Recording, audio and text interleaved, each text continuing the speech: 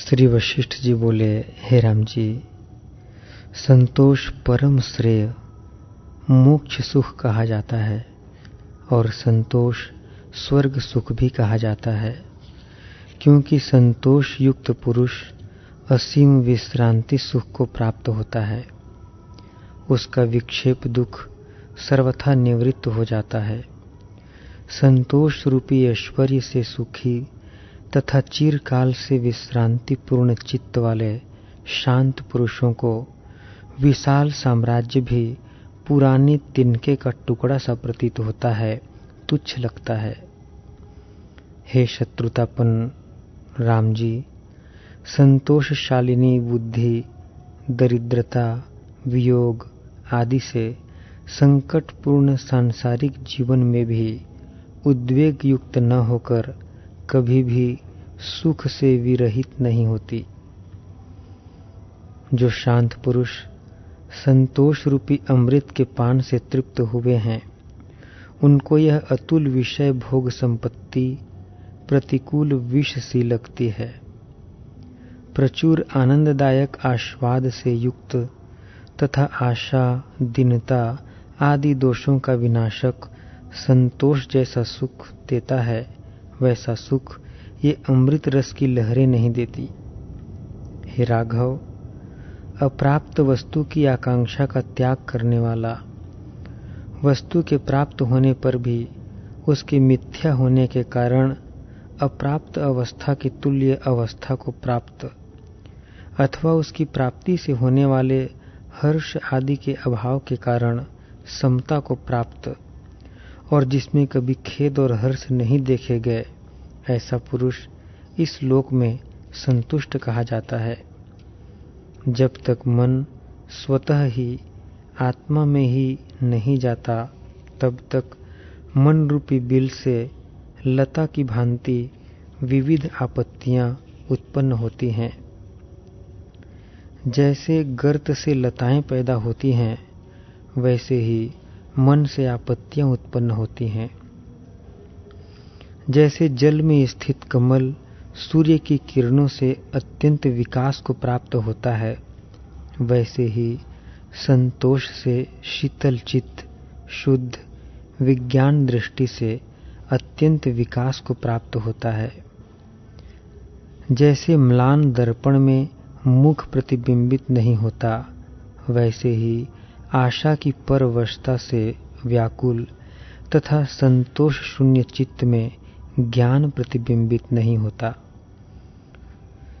जिस मनुष्य रूपी कमल के विकास के लिए पूर्वोक्त संतोष रूपी सूर्य नित्य उदित है, वह मनुष्य रूपी कमल अज्ञान रूपी घन अंधकार युक्त रात्रि से संकोच को प्राप्त नहीं होता। जिसका आधि और व्याधि से दैहिक क्लेश और मानसिक क्लेश से विमुक्त मन संतुष्ट है, वह प्राणी दरिद्र होता हुआ भी साम्राज्य सुख का भोग करता है। जो पुरुष अप्राप्त वस्तु की अभिलाषा नहीं करता, क्रमशः प्राप्त सुख और दुख का भोग करता है, जगत को आनंद देने वाले सदाचार से युक्त वह पुरुष संतुष्ट कहा जाता है। संतोष से अत्यंत तृप्त पूर्ण चित्त वाले और क्षीर सागर के समान शुद्ध महापुरुष के मुख पर लक्ष्मी सदा विराजमान रहती है। अपनी आत्मा में आत्मा से ही निरअतिशय आनंद रूप पूर्णता का अवलंबन कर पौरुष प्रयत्न से संपूर्ण विषयों की तृष्णा का त्याग कर देना चाहिए। क्रोध और संताप के हेतु के न रहने के कारण शांत और शीतल बुद्धि से चंद्रमा के समान संतोष रूप अमृत से पूर्ण मनुष्य का मन सदा स्वयं स्थिरता को प्राप्त होता है।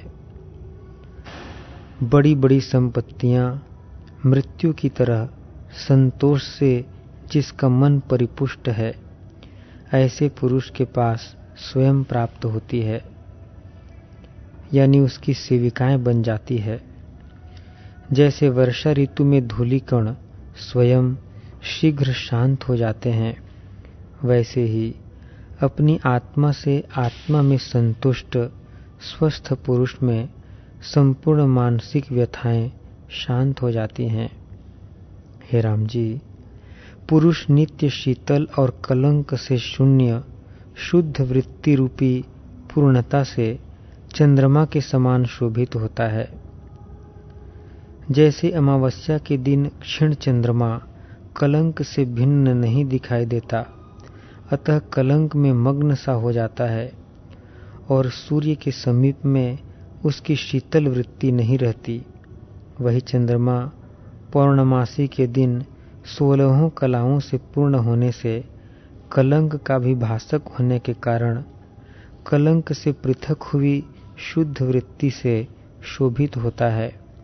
वैसे ही पुरुष भी असंतोष अवस्था में अज्ञान रूपी कलंक में मग्न की नाई आध्यात्मिक आदि तीनों तापों से जलाया सा जाता है और संतोष अमृत रूपी कलाओं से पूर्ण होने पर अज्ञान रूपी कलंक का साक्षी होने के कारण उससे अस्पृष्ट आत्म सुख से शीतल वृत्ति से शोभित होता है। जैसे पुरुष समता से सुंदर पुरुष के मुख को देखकर संतोष को प्राप्त होता है, वैसे धन के संचय से संतोष को प्राप्त नहीं होता। हे राम जी, जो पुरुष श्रेष्ठ इस लोक में गुणशाली पुरुषों द्वारा प्रशंसित समता से अलंकृत है, उसको आकाशचारी देवता और महामुनि भी बड़े भक्ति भाव से प्रणाम करते हैं।